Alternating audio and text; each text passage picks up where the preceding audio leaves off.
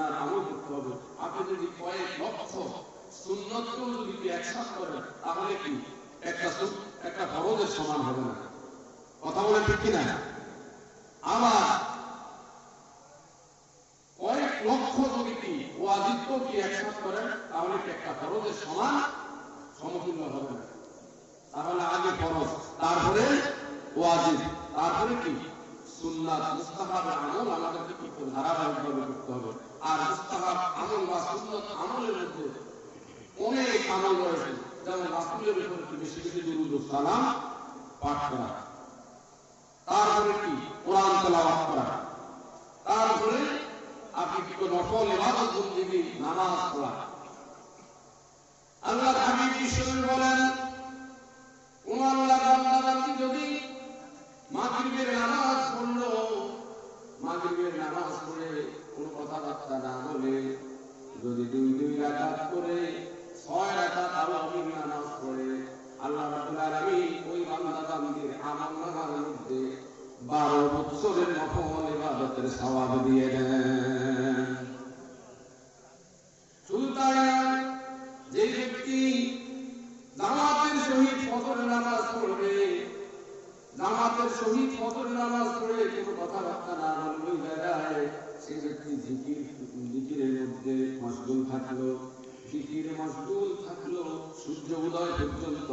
আর সূর্য যত উদয় হলো তারপরে 2 রাকাত ইশরাকের নামাজ আদায় করলো, আল্লাহ রাব্বুল আলামিন ওই বান্দার আমলনামার মধ্যে একটি কবুল হজ এবং একটি উমরার সওয়াব তার আমলনামার মধ্যে দিয়ে দেন।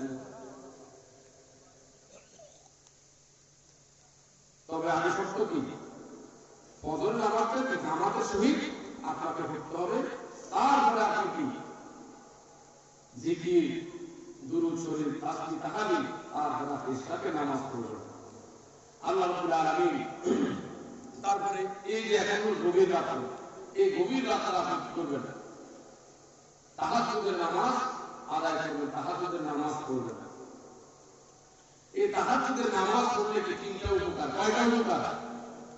আল্লাহ হাবিব বিশ্বনবী বলেন, এই তাহাজ্জুদের নামাজ যদি কেউ বান্দা বান্দি পড়ে তাহলে তার কি করে গুনার বিপরীতে তার আমলের মধ্যে নেকি দ্বারা বর্ষণ করে দেওয়া হয়। বলল সুবহানাল্লাহ। এবং কোন অপকর্ম, কোন খারাপ কাজ করতে গেলে এই তাহাজ্জুদের নামাজ ধারণ স্বরূপ তার সম্মুখে কি করে, তার সম্মুখে মোকাবিলা করে। তাহলে এই তাহাজ্জুদের নামাজের গুরুত্ব আসলে নাই। এবং এই তাহাজ্জুদের নামাজের মাধ্যমে আল্লাহ রাব্বুল আলামিনের আরো অতি নিকটে যাওয়া হয়।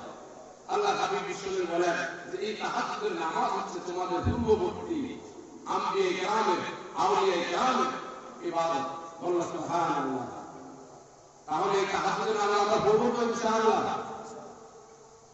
আল্লাহ রাব্বুল আলামিন আমাদের প্রত্যেককে যথাযথভাবে আমল করার এবং নিজের জীবনে বাস্তবায়ন করার, পরিবার, সমাজ, সকল জায়গায় বাস্তবায়ন করার তৌফিক দান করুন। সকলে বলি আমিন। ওয়া আখিরু দাওয়ানা আলহামদুলিল্লাহি রাব্বিল আলামিন। আসসালামু আলাইকুম ওয়া রাহমাতুল্লাহি ওয়া বারাকাতুহু। আলহামদুলিল্লাহ। এতক্ষণ পর্যন্ত বায়াতুল সাহেব